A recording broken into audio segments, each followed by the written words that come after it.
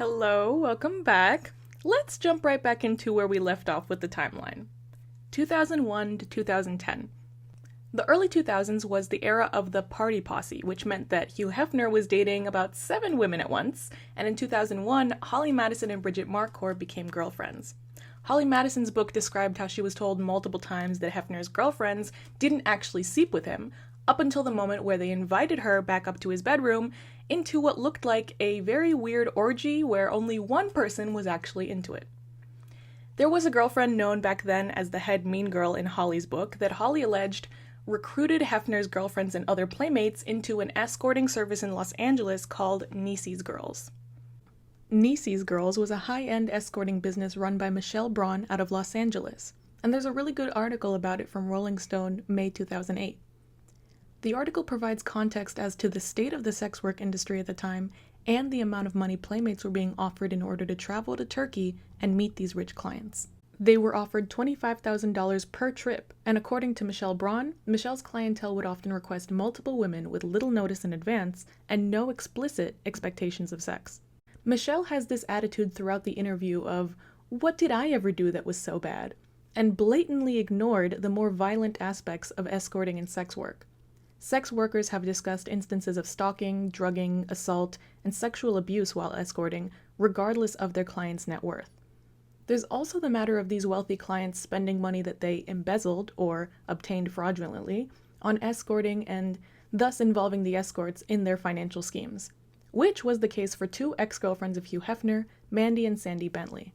In 2002, Hugh Hefner caught on to the Playmate escorting connection and instituted a rule that any Playmate in line for Playmate of the Year must submit their passport. Those with stamps from Turkey would be disqualified. Holly Madison wrote in her book Down the Rabbit Hole that the contender for that year's Playmate of the Year called her in tears asking if there was any way for Holly to convince Hef to make her Playmate of the Year without checking her passport. The answer was no. In 2002, Playboy released the Who Wants to Be a Playboy Centerfold TV show, but it did not get picked up as a full series. It was then released as an hour-long TV special. A contestant was told during the show that wardrobe was having trouble finding clothes for her that made her boobs look good because she was the only one with natural breasts, which meant that her breasts were not standing pretty on their own. In 2004, an 18-year-old Kendra Wilkinson became one of Hugh Hefner's girlfriends after working as a painted shot girl at a mansion party. By that point, Hefner only had 2 other girlfriends, Holly Madison and Bridget Marcourt. In 2004, Mark Saganor, Hugh Hefner's personal doctor, was charged with drugging and assaulting women in his home, and his medical license was revoked. Mark Saganor's daughter Jennifer says Mark thought he was a fall guy for Hefner, and was heartbroken when Hefner kicked him out of the mansion. Jennifer has also said that her father ran his own mini Playboy mansion from his home where he would promise women modeling gigs in exchange for nude photos and sexual favors. It soon became clear that there were no real modeling opportunities offered in these mini mansions, and the women who were brought into them were drugged and assaulted. Jennifer was living with her father in his mini mansion at the time of this happening and was also victimized by a friend of her father's while living there.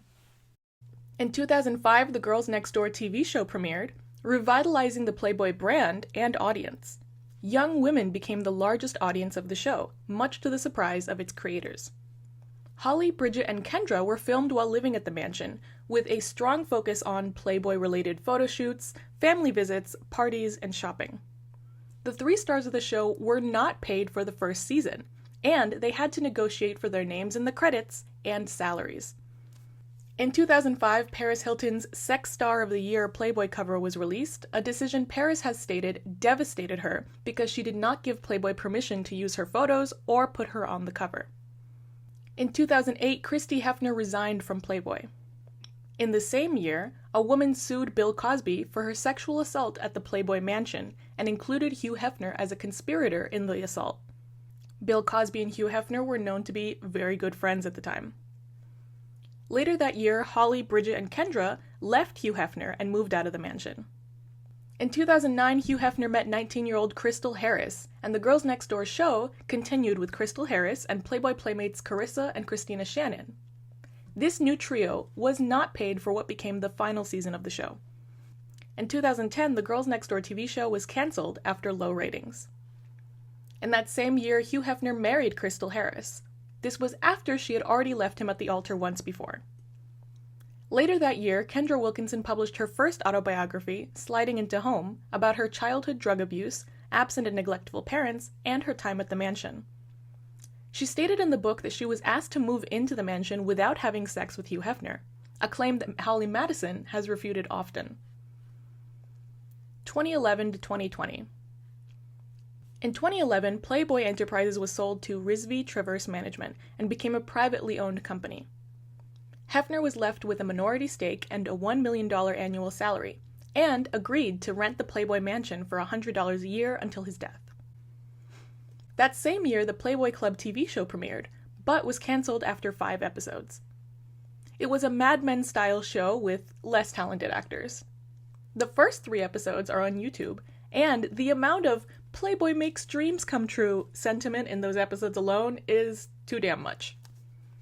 Former Playboy bunnies announced strong dislike for this show and called it cheap and demoralizing. In 2012, Hugh Hefner's son Marston was arrested on suspicion of domestic violence against then-girlfriend and former playmate Claire Sinclair. He pled no contest to the charges. In 2015, with a circulation lower than 500,000, Playboy announced that there would be no more nude photos in their magazines. A lot of YouTubers would be surprised to know that they have reached larger audiences than Playboy magazine did in the last decade. That same year, Holly Madison published her first autobiography, Down the Rabbit Hole.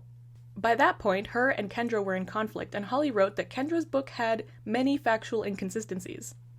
Kendra claimed that Holly, Bridget, and herself were only ever co-workers and not friends. Down the Rabbit Hole was published pre-Me Too movement popularity and did not receive huge gushing praise. Today it receives more praise versus when it was released.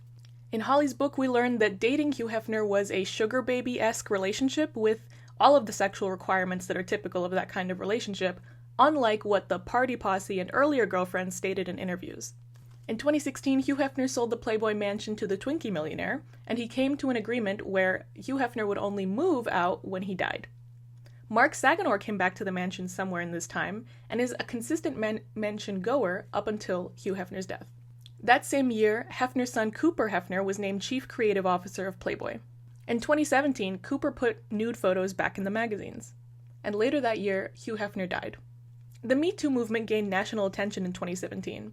And Playboy published some pretty belittling articles about how women should pursue men more now, after Me Too, and that maybe some women actually still want to be aggressively pursued, so no worries on the natural thrill of the sexual chase ever leaving. In 2019, Gina Rosero became the first trans woman on the cover of Playboy. Cooper Hefner commented that it was the right decision and the right time now that gender roles were changing. He left the company later that same year.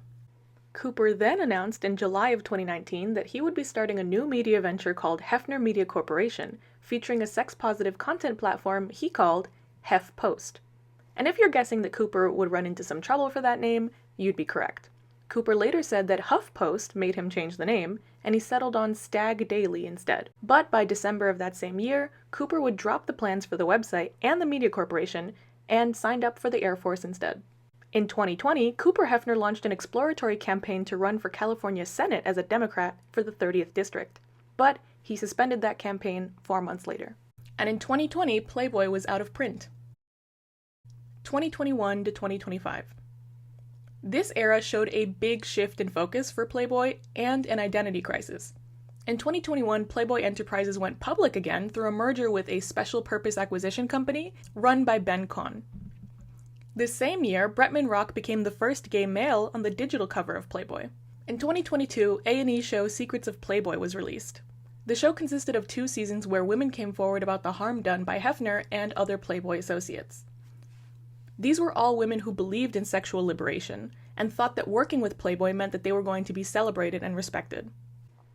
The series was an explosive event for many Playboy fans and associates, many of which spoke out in defense of Hefner after the series aired allegations against him personally of drugging, sexual assault, emotional abuse, and physical abuse. And that's without mentioning all the other similar allegations lobbied against his close friends and employees. The Playboy Group put out an open letter in anticipation of the airing of Secrets of Playboy. It read, "First and foremost, we want to say we trust and validate women and their stories, and we strongly support the individuals who have come forward to share their experiences. As a brand with sex positivity as its core, we believe safety, security, and accountability are paramount, and anything less is inexcusable. As you know, the Hefner family is no longer associated with Playboy, and today's Playboy is not Hugh Hefner's Playboy. Today, our organization is run by a workforce that is more than 80% female, and together we are building upon the aspects of our legacy that have made a positive impact, including serving as a platform for free expression and a convener of safe conversations on sex, inclusion, and freedom. We will continue to confront any parts of our legacy that do not reflect our values today, and to build upon the progress we have made as we evolve as a company so we can drive positive change for you and our communities." It's a head-scratcher of a response to me, considering how closely tied Hugh Hefner is to Playboy, and how much of the Playboy brand is now stained with the experiences of so many women who were victimized. I don't believe the Playboy group has successfully extricated itself from the Hefner name, and I doubt this response alone convinced anyone of that either. Hefner's youngest son, Cooper Hefner, also responded when Secrets of Playboy aired, but kept it much shorter in a tweet. "Some may not approve of the life my dad chose, but my father was not a liar. However unconventional, he was sincere in his approach and lived honestly. He was generous in nature and cared deeply for people. These salacious stories are a case study of regret becoming revenge." As a company, I wouldn't want to be associated with the Hefner name after a response like that either, and sadly the regret turned revenge line reads like classic victim blaming of sexual assault victims in the media. There is no perfect victim, and for Cooper to claim that every story from Secrets of Playboy was simply a lie coming from women who changed their minds about their consent years after giving it just comes across as blind support for a father that did not raise him. Hefner's son Marston's response was less straightforward. In an interview with Lad Bible in 2022, Marston seemed to take a both sides approach to this documentary. Notably, he calls Secrets of Playboy his favorite documentary ever made about his dad. He also mentions that there are some things that are true and some that are lies, but that he doesn't necessarily know who is telling the truth.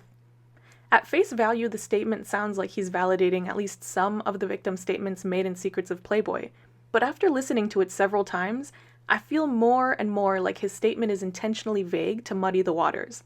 He doesn't specify what he believes is true or what he thinks is false from the documentary, only that some people are probably trying to remain relevant and famous by telling a story. I grew up with like every single documentary, watching every single documentary about my dad. And I realized that my dad controlled the narrative of his own story like over and over again. And it makes for a really uninteresting story if you get to tell it and without any outside influences really like saying, well, he was actually a dick in this situation or whatever. And so the documentaries were really awful about my dad. And he told the same anyways. So this was the first documentary where it showed a completely different aspect of my father. And I was like, yeah, that makes a lot of sense. Not the, and so this is the other aspect of it. A lot of it was exploiting or just made up. A lot of the stories were made up, and so my job as his son was watching it and going, I believe her, and this one's nuts, and this one's, I think this adds up because what she's saying about the mansion. And so I found a lot of it to be very honest. While at the same time, there were a lot of people who just, wanted to stay relevant or stay famous. But for me personally, it was like my favorite documentary that has ever been done about my dad. Yeah. Also in 2022, the Girls Next Level podcast premiered. The podcast by Holly Madison and Bridget Marcourt is a rewatch podcast with added commentary and Playboy-related guest interviews. Marston Hefner has been a repeat guest of this podcast, with one of the more famous episodes including his criticisms of Crystal Hefner's memoir. In 2023, Playboy released a creator platform for models called Centerfold, using the OnlyFans business model of allowing creators to charge a subscription fee in order to obtain exclusive content. The platform, however, does not allow explicit sexual content. Amanda Cerny became a spokesperson for the platform and claims to have made $1 million from the content on the platform. However, other smaller creators who have reviewed the platform have said that they have definitely not seen the same financial success through the platform, as there is no internal traffic, much like OnlyFans, meaning that you would have to build your own audience through other means before then gaining subscribers on Centerfold. Also in 2023, a new Playboy-related TV show comes out hot on the heels of Secrets of Playboy, but this time centered around playmates and Playboy-related people and true crime. It's called The Playboy Murders and is hosted by Holly Madison. In 2024, Kendra Wilkinson opened up about her struggles with depression and anxiety in People magazine and revealed some of the negative effects of dating Hugh Hefner at 18. She also validated Bridget and Holly's experiences at the mansion, whereas previously she had denied their claims of abusive behavior at the mansion. Kendra also mentioned that she did not experience what Bridget and Holly did. Also in 2024, Cooper Hefner put in a bid of $100 million cash to buy Playboy Enterprises using his investment firm Hefner Capital.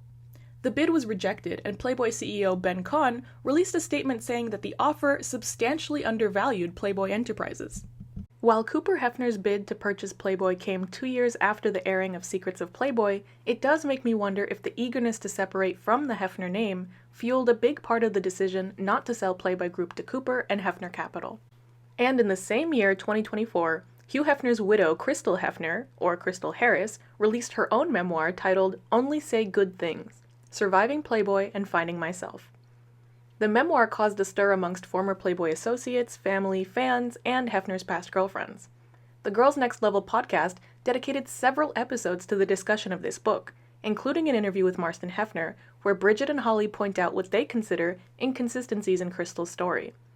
Marston Hefner accused Crystal of changing his father's will at a time when he was not competent mentally, and has questioned the publication of this book while still using the Hefner name, and while Crystal also remains the current president of Hugh Hefner's HMH Foundation. The HMH Foundation was founded in 1964 and has provided funding for organizations like the ACLU, Planned Parenthood, the Marijuana Policy Project, the Kinsey Project, and People for the American Way. In February of this year, 2025, Playboy returned to print with a limited edition magazine meant to pack a year's worth of content into a single issue, with more plans to create annual editions in the years to come. In the same month, Marston Hefner released his own version of OnlyFans called Room 11. Marston had been on OnlyFans and created content for a couple years up to this point, and said that he wanted to create a creator-first adult content platform that would give creators a 90% cut of what they earn. Marston is actually the chief strategy officer of Room 11, and the founder is a woman named Natalie May. The platform advertises private fan rooms with an emphasis on intimate connections between content creators and audiences. It also boasts zero restrictions, though it does not specify if that applies to the content being shared. Similarly to OnlyFans and Centerfold, however, Room 11 does not have internal traffic, which has put off many small content creators who need that kind of promotion in order to attract subscribers, especially considering how new of a platform Room 11 is. Given that none of Hefner's children ended up with a controlling stake or executive board position with Playboy, it makes sense now that his youngest sons would want to create their own media endeavors. What is maybe a little odd to me is that they both wound up trying to compete with Playboy in the oversaturated space of content creator platforms for adult content. Also, I had to see this image, so now you do too. So, how do we wrap up a history like that with a bow? There are a lot of complicated emotions here and perspectives that don't all align with that of a victim statement. I think that something to remember is that an abusive person spends as much time on their outward appearance to people who they don't take advantage of as they do on the abuse their victims face. We don't know if we are seeing the same face everyone else sees when we speak to someone. There has been so much conflict surrounding the characterization of Hugh Hefner. Clearly there were parts of himself he only showed some people and not others, and there are definitely people who were once in his life that will never call him an evil person. But for others, few words could ever describe him as accurately as piece of shit. Hefner's own children have shared divided statements regarding the legacy their dad left, and the women who became closest to him are also extremely divided. One of the biggest divides amongst women who dated Hugh Hefner or were close to him seems to boil down to one phrase: they weren't here for the right reasons. I think frequent watchers of reality competition shows have probably heard a statement like this before. but in the context of Playboy, this phrase is lobbed against women for many different reasons. Amongst Holly, Bridget, Kendra, Crystal, and the party posse, this phrase gets used a lot to describe a woman who only wants to be Hugh Hefner's girlfriend in order to achieve money and fame. However, it's an extremely questionable accusation coming from anyone who has ever been in a relationship with Hugh Hefner. When Holly Madison released her book, she faced a lot of backlash from Playboy fans and haters, mostly for being a gold digger. It's not uncommon feedback considering she was dating a very rich old man. Meanwhile, the biggest criticism that I had with her book is the fact that Holly saw the way that other women dating Hef were operating, like seeking out playmate status, asking for more money and valuable gifts, escorting, dating other men behind his back. And Holly decided that she was better than those women. Holly wrote about how she followed Hef's rules about curfew, not doing hard drugs, no boyfriends, no escorting, and about how she truly cared about Hef and Playboy. In spite of Holly becoming Hef's girlfriend with the explicit purpose of becoming a playmate, being famous, and living in the Playboy mansion, she believed that because she was willing to follow Hef's very hypocritical rules, that she was not a real sex worker, rather a real girlfriend to Hef. Today, I believe Holly does actually acknowledge that what she was doing at the mansion was sex work, and has referred to Hef as a sugar daddy. But her and Bridget on their podcast do still bring up being at the mansion for the right reasons. It feels like Bridget and Holly were uncomfortable with several aspects of sex work, like escorting, and clearly didn't get along with the other women in the party posse while they were there. They disliked the other women for the way that they did get into drugs and partying with celebrities, dating behind Hef's back, even though there was no prize for loyalty. Hef started cutting back and stopped making his girlfriends playmates by the time Holly and Bridget arrived, and he also had set a 9 p.m. curfew and even lowered the weekly allowance that he had been giving his girlfriends. Clearly, he felt like he had been taken for a ride by many of the women that he'd been in this sugar daddy relationship with, but that was also so clearly his own problem, considering the way that he wanted to treat these women as objects in the first place. So Holly and Bridget calling other women out for wanting something out of the relationship with Hef, like a luxury car or a movie role or a centerfold, feels hypocritical. Holly and Bridget also mentioned several times on their podcast that they didn't get along very well with Kendra, especially because Kendra got special treatment from Hef in the form of relaxed rules. Kendra was not subject to the same controlling behavior in the same way that Holly was, given, however, that Holly was the main girlfriend, but Hef would also pit his girlfriends against each other by creating resentment with his treatment of some girls versus others. Kendra would often be late, start arguments, and make demands, and she wouldn't get the same reaction from Hef that Bridget or Holly would if they had done the same things. Which honestly should have shown Bridget and Holly that Hef was the problem in the first place. The rules were clearly arbitrary, and following them did not make Holly or Bridget better girlfriends in his eyes. And then there's Crystal. Crystal's book and comments during her press tour really rubbed Holly and Bridget the wrong way. Bridget has said multiple times on her podcast that when Mary, who was Hef's secretary, and when Hef were dying, she was not allowed to visit them. Hef kept a guest list for the mansion updated where past girlfriends were allowed to visit and come to Playboy events so long as they weren't kicked out of the mansion. And Bridget has stated explicitly that staff of the Playboy mansion told her that Crystal had cut down that guest list over the years and specifically excluded Bridget from seeing Hef. This is a big point of contention for Bridget, who, despite being on the Girls Next Level podcast with Holly, has made it clear that she did not experience the same toxic, abusive behavior from Hef that Holly did. She was actually more on the Kendra side of things, where she still enjoyed Playboy and has said that she was very grateful for everything that Hef did for her. Bridget has also said that she did not enjoy the Secrets of Playboy documentary, in spite of her own participation in it, because she felt like they only wanted her to say the negative things about living at the mansion. Bridget also remains close to Playboy staff and associates to this day, and these are the same people that have publicly come out against Holly Madison when she wrote Down the Rabbit Hole. Brian Olea, who was the head of activities and party planning at the Playboy Mansion, and also a very loud critic of Holly Madison, was also the first guest on Bridget's newest podcast, Ghost Bunny. Bridget holds a lot of resentment towards Crystal for not allowing her to visit Hef and Mary, and Crystal's response has been to post an Instagram story saying that Hef never asked to see Bridget anyway. Clearly, there's no love lost between these two. However, Crystal's book is very similar to Holly Madison's because Crystal wrote so much about how Hef treated her more like an object than a girlfriend or a wife, and was extremely controlling. Crystal also talked about not wanting to see Hef get taken advantage of, and expressed disdain for other girlfriends and playmates who would ask him for luxury cars or more money. Crystal's very much another proponent of being there for the right reasons, and yet she does not get along with Bridget and Holly. Bridget, Holly, and Marston have expressed the belief that Crystal may have altered Hef's will and funeral arrangements in a time where he was unfit to do so, which prompted Crystal to send a cease and desist to both Holly and Bridget. What all of this discourse sounds like to me is another form of manipulation by the now defunct Hugh Hefner. I believe that the Playboy legacy and Hef's past activism have created this idea in the minds of many that despite any wrongdoing, there's something to be revered about Hugh Hefner. Where does this stubborn need to hold on to this legacy come from? In a way, I can understand his kids wanting to hold on to an image of their father as a visionary and a positive influence, but to people like Holly, Bridget, and Crystal, and so many other ex-girlfriends who experienced life with him, I just don't understand the need to exalt Playboy at the cost of putting each other down. I really fail to see the point of splitting hairs on what the right reasons for entering into a consensual sugar baby relationship with a rich man were. I don't think that entering into a transactional relationship ever excuses Hefner or other rich men from abuse, but that those same men aren't being victimized by the women that they've entered into those relationships with when they ask for money. And honestly, even when it comes to Hef's kids, I fail to see the value of defending and upholding the name of a father who didn't even bother to raise them in the first place.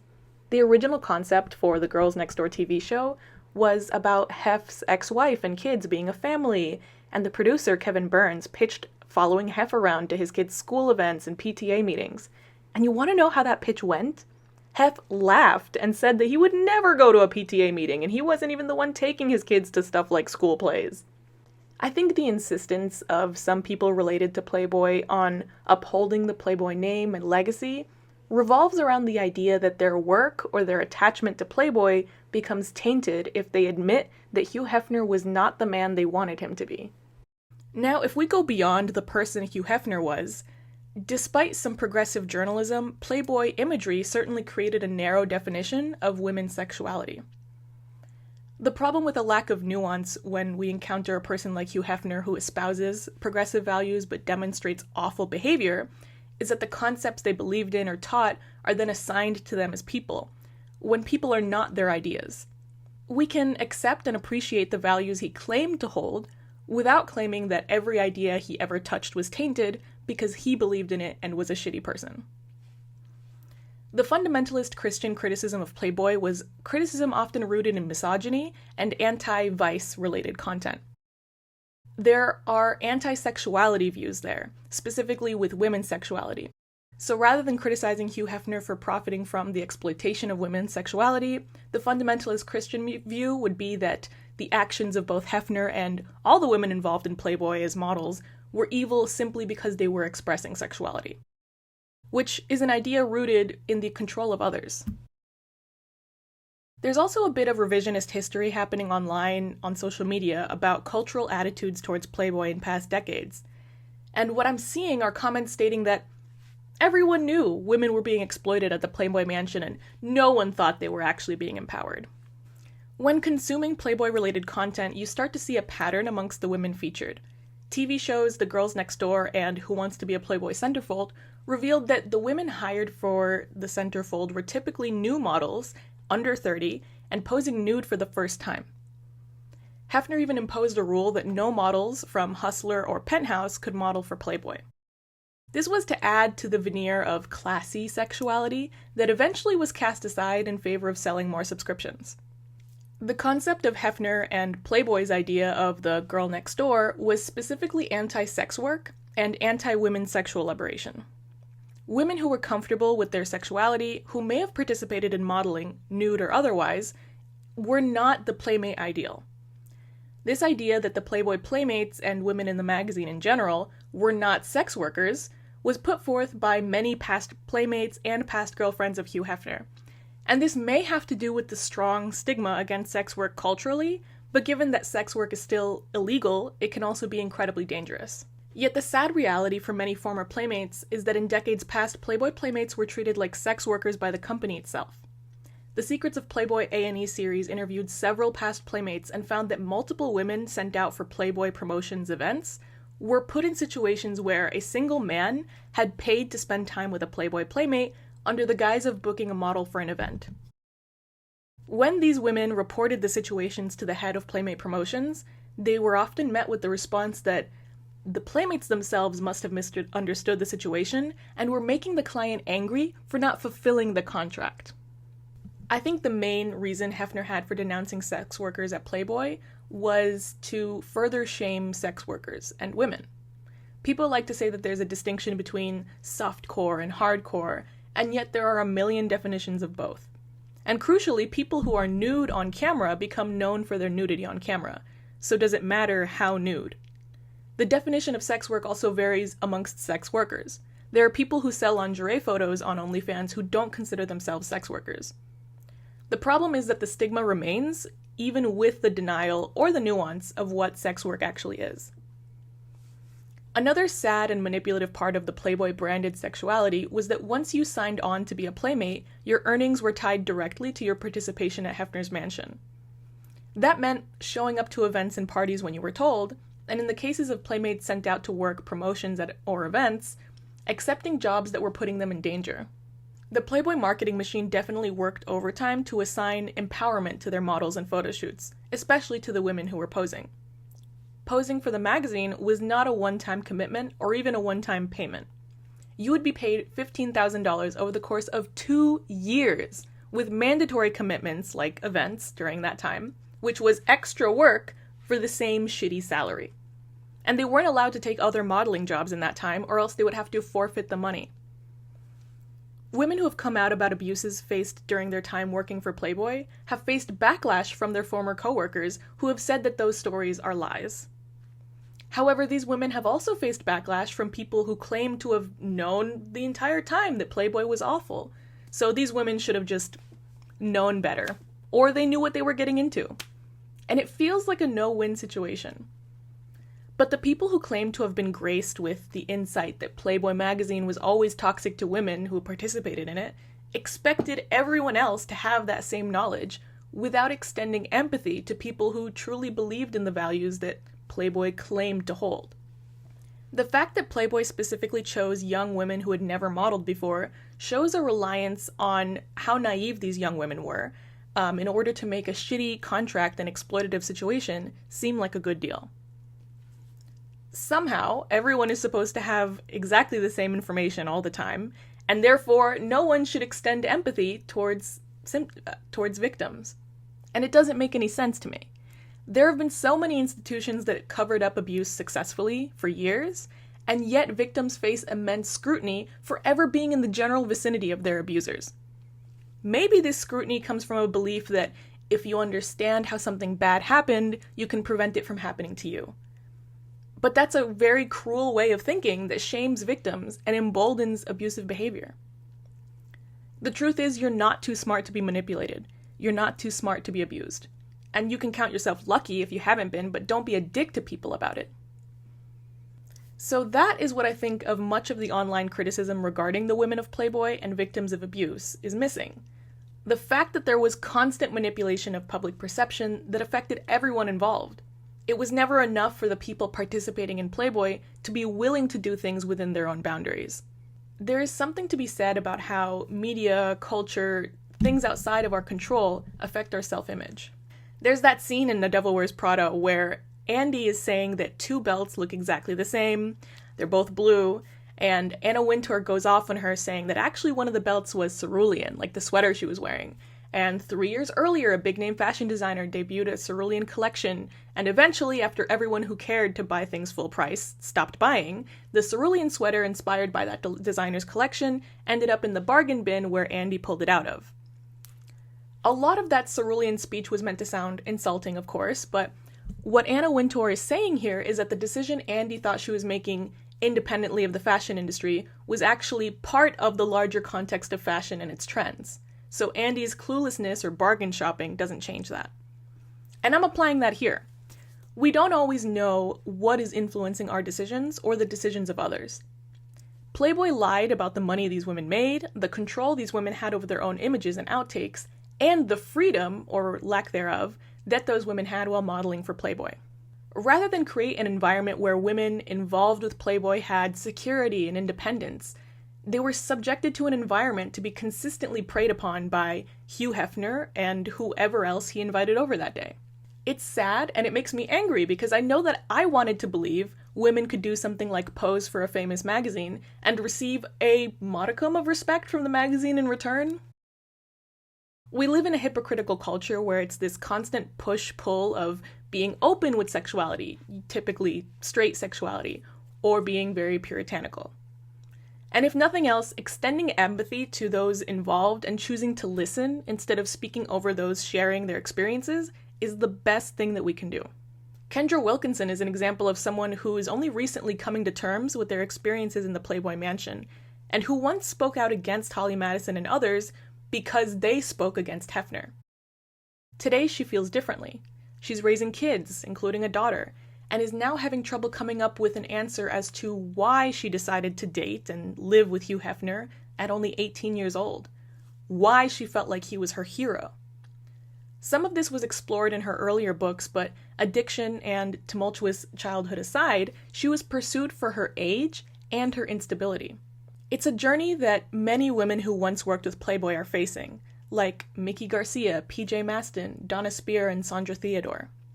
I hope the models today who are on Playboy's centerfold platform and who work with Playboy are actually treated with respect by the new owners and management of Playboy. I think that platforms where sex workers or nude models can control their images and videos, as well as their prices, would be a more ethical way of hosting adult content. But I also think that the Playboy brand just doesn't mean luxury or liberation anymore. The point of this video is that if we want to prevent these kinds of abuses from happening, then we can't punish victims for speaking and coming forward. And what's the point of pretending that nothing is going to change when we make things change? We're allowed to make things different and create spaces where sexuality is celebrated, but the people participating are protected from predators. It seems very difficult given the lack of regulation surrounding sex work and adult content, so at the very least, listening to sex workers about what they want out of a space or a platform is primarily what we should do when it comes to advocacy for safer spaces to consume or sell adult content. So thank you all for listening, and thank you for waiting. This video underwent a lot of changes while I was filming, and now that I've been able to make some updates to the way I record, this video looks and sounds different from part 1. My goal with these videos are to make video essays, but initially I was making it way too hard on myself in terms of scripts and recording, so now I don't record without a full script. Before I started doing that, it was taking a lot longer to record and keep my thoughts on track, and I think it's noticeable in previous videos. But anyways, I'm working on it, I'm always working on it, and hopefully getting better, so thank you for sticking around while that happens, and I hope to see you again soon.